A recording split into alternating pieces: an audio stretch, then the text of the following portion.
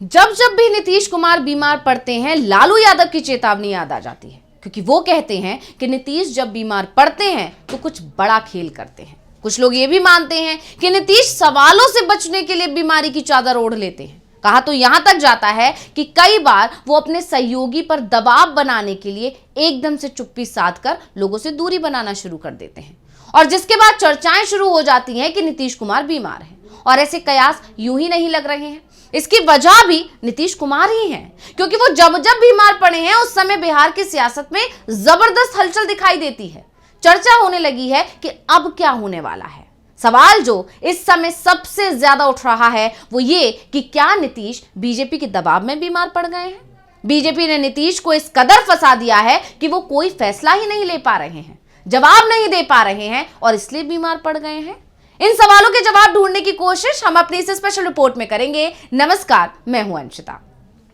नीतीश कुमार फिर बीमार पड़ गए। बताया जा रहा है कि तबियत बिगड़ने के चलते उनकी प्रगति यात्रा का जो कार्यक्रम है वो बदल दिया गया है। 26 जनवरी को गणतंत्र दिवस के बाद उन्हें ठंड लग गई और हल्का बुखार हो गया है। अब डॉक्टरों ने उन्हें आराम करने की सलाह दी है। लेकिन सवाल यह है कि क्या वाकई ऐसा ही है जैसा कि बताया जा रहा है, या फिर कहानी कुछ और है। क्या मीडिया के सवालों से बचने के लिए वो बीमार हो गए हैं? क्योंकि लगातार ऐसे दावे किए जा रहे हैं और इसे समझने के लिए पूरा घटनाक्रम समझना पड़ेगा जिसे हम समझते हैं। तो आपको बता दें कि बिहार की राजनीति में दिसंबर 2024 से रह रहकर अटकलों का बाजार गर्म हो रहा है। इन अटकलों के केंद्र में सीएम नीतीश कुमार ही रहते हैं, क्योंकि लगातार ऐसा कहा जा रहा है कि नीतीश पलटी मारने वाले हैं। और ये चर्चा तब ज्यादा तेज शुरू हुई जब महाराष्ट्र में एकनाथ शिंदे को सीएम ना बनाकर देवेंद्र फडणवीस को बनाया गया। इसके बाद से ही नीतीश कुमार कुछ उखड़े उखड़े नजर आने लगे थे। यहां तक कि जो मंच की तस्वीर आई थी जब वो शपथ ग्रहण कार्यक्रम में नीतीश कुमार महाराष्ट्र में शामिल होने पहुंचे थे, उस दौरान भी उनका चेहरा कुछ बुझा बुझा हुआ था और उस पर भी चर्चा होने लगी थी कि नीतीश ये भांप चुके हैं कि जो यहां एकनाथ शिंदे के साथ हुआ वो ही उनके साथ बिहार में हो सकता है। और इसके बाद अमित शाह के बयान ने भी कहीं ना कहीं नीतीश के उन तमाम जो उनके मन में जो शंकाएं थी उन्हें हवा दे दी। इसका असर यह हुआ कि नीतीश कुमार ने पहले दिल्ली में जो एनडीए की बैठक बुलाई गई थी उससे दूरी बनाई, फिर वो खुद दिल्ली पहुंचे और पीएम मोदी और जेपी नड्डा से मिले बिना लौट आए, जबकि मिलने की जो तारीख, समय सब कुछ तय हो चुका था। उन्हें 4 बजे पीएम मोदी से मिलना था, उसके बाद 4:30 बजे जेपी नड्डा से मिलना था, लेकिन उन्होंने तत्काल दोनों मुलाकातें रद्द की और वो सीधा पटना लौट आए।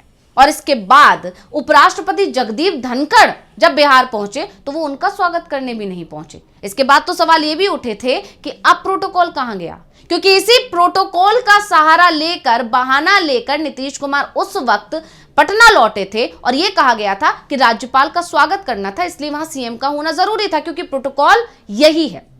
लेकिन अब उपराष्ट्रपति जब पहुंचे तो वो वहां नहीं थे। यहां तक कि दावा तो यह भी किया जाता है कि अमित शाह से मिलने से भी नीतीश कुमार ने मना कर दिया था, इसीलिए अमित शाह ने अपना पटना दौरा रद्द कर दिया था, जो वो 5 और 6 जनवरी को पटना में आने वाले थे। क्योंकि नीतीश कुमार इस समय सबसे ज्यादा नाराज अगर किसी से हैं तो वो अमित शाह से ही दिखाई दे रहे हैं। इसकी वजह भी आप सभी जानते हैं। दरअसल केंद्रीय गृह मंत्री अमित शाह ने 16 दिसंबर को पटना में एक बयान दिया था। उन्होंने कहा था कि बिहार में मुख्यमंत्री का चयन बीजेपी पार्लियामेंट्री बोर्ड करेगा, और उनके इसी बयान के बाद अटकलों का दौर शुरू हो गया जो अब तक जारी है। क्योंकि इससे पहले यह तय माना जा रहा था कि 2025 के बिहार विधानसभा चुनाव में एनडीए नीतीश कुमार के नेतृत्व में ही चुनाव लड़ेगा और फिर सीएम भी उन्हीं को बनाया जाएगा।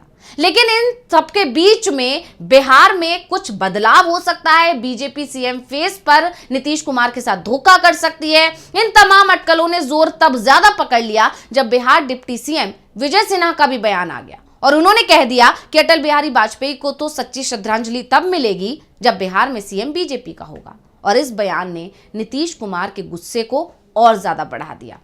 ऐसे में अब नीतीश कुमार बीमार पड़ गए हैं। नीतीश कुमार अपने कार्यक्रमों को रद्द कर रहे हैं और नीतीश कुमार जब भी बीमार पड़ते हैं उन पर भरोसा करने के बजाय लोग इसे उनकी नाराजगी का संकेत समझ लेते हैं। पिछली बार भी जब ऐसी ही हवा उड़ी तो नीतीश को अपनी जुबान खोलनी पड़ी थी। उन्होंने फिर दोहराया था कि वो पिछली वाली गलती नहीं करेंगे, अब वो जहां जिसके साथ हैं उसी के साथ रहेंगे। फिर भी लोगों को नीतीश की बातों पर भरोसा नहीं हो रहा है, इसलिए कि वो पहले भी ऐसा कई बार कर चुके हैं, ऐसा कह कहकर वो पलट चुके हैं। आपको याद होगा नीतीश कुमार ने जब 2022 में एनडीए छोड़ा था तो उस समय भी वो ये दावा करते थे कि मिट्टी में मिल जाएंगे लेकिन एनडीए में लौट कर नहीं जाएंगे। लेकिन 1.5 साल बाद ही नीतीश कुमार एनडीए में वापस आ गए। यानी नीतीश कुमार जो बयान देते हैं उसके बहुत ज्यादा राजनीतिक मायने निकालने की जरूरत नहीं होती है, क्योंकि नीतीश कुमार अपनी सहूलियत के हिसाब से पाला बदलने में देरी नहीं करते हैं। ऐसे में एक बार फिर नीतीश कुमार के लिए एनडीए में रहना अब मुश्किल भरा हो रहा है। इस बीच ये खबर लगातार आ रही है कि नीतीश कुमार बीमार पड़ रहे हैं। नीतीश की बीमारी को लेकर तेजस्वी यादव ने भी सवाल उठाए हैं। प्रशांत किशोर ने तो नीतीश कुमार को अब राजनीति के लिए अनफिट ही बता दिया है। प्रशांत किशोर का कहना है कि नीतीश को पर्ची नहीं दी जाए तो वो अपने मंत्रियों के नाम तक नहीं बता सकते।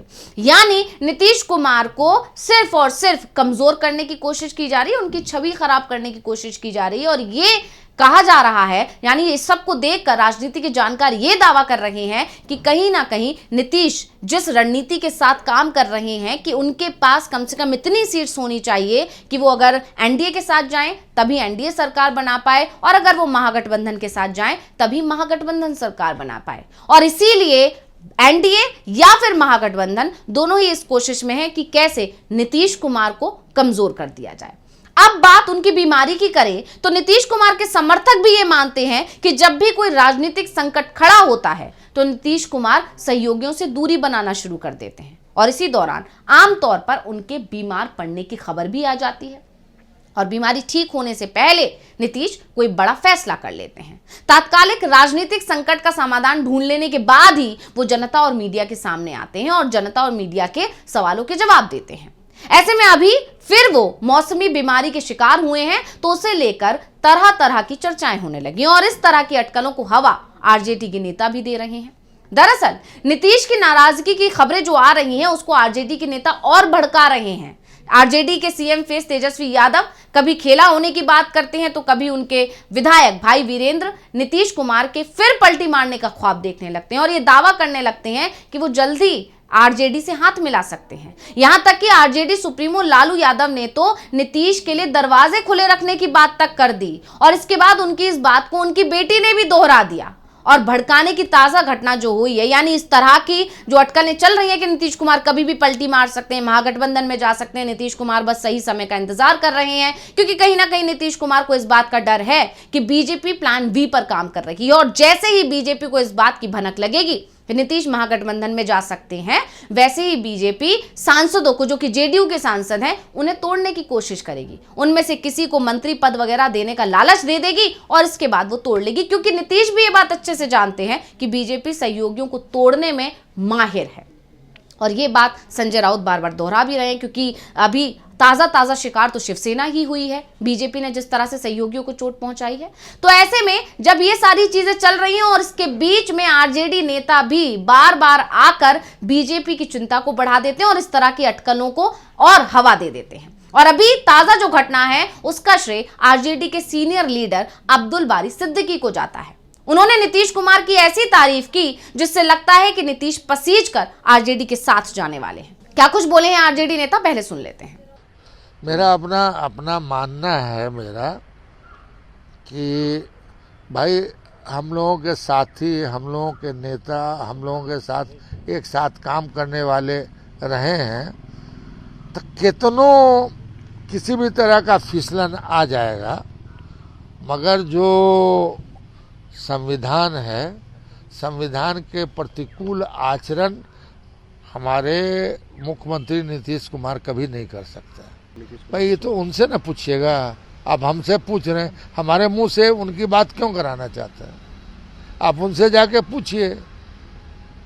और मैं अब भी इस बात पे मैं श्योर हूँ कि राजपाट के लिए कोई कहीं भी मैं दाएं बाएं करे, मगर उनका सृजन, राजनीतिक सृजन जहां से हुआ है, वो कभी इस बात के हिमायती नहीं होंगे। अब्दुल बारी सिद्दीकी से पहले तेजस्वी यादव भी लगातार अपने बयानों में यही दोहराने की कोशिश कर रहे हैं, यही दिखाने की कोशिश कर रहे हैं कि नीतीश कुमार तो लाचार सीएम है, उनकी कोई सुनता नहीं है, उन पर पूरा कंट्रोल है, जो दिल्ली में लोग बैठे हैं उनका और जो बिहार में 2 लोग बैठे हैं उनका। यानी बीजेपी नीतीश को अपने हिसाब से चला रही है और नीतीश कुछ कर नहीं पा रहे हैं, यानी कि वो मजबूर सीएम है। तो बिहार में जो कुछ भी हो रहा है उसके जिम्मेदार नीतीश नहीं है, उसके जिम्मेदार बीजेपी है। यानी साफ है कि लालू यादव ने जो अपनी पार्टी को निर्देश दिए हैं कि जो भी अटैक करना है वो नीतीश पर नहीं बल्कि बीजेपी पर करना है,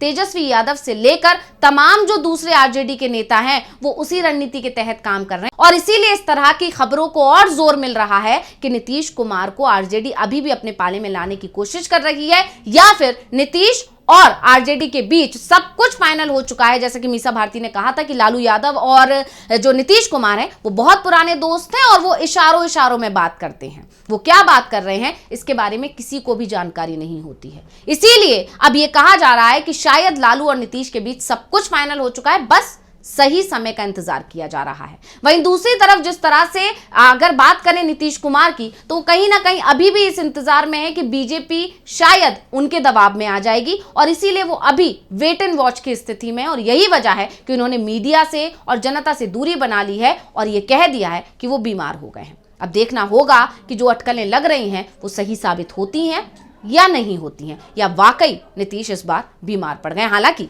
जिस तरह की खबरें आती रही हैं पिछले कई सालों में, या जो इतिहास रहा है, वो देखकर ये कहा जा सकता है कि इस बात की संभावनाएं बेहद कम है। तो ये देखना होगा कि बीजेपी को अब कब झटका लगने वाला है। तो रिपोर्ट आपको कैसी लगी हमें कमेंट करके अपनी राय जरूर दीजिएगा। इसी के साथ मुझे दीजिए इजाजत। देखते रहिए डीवी लाइव। नमस्कार।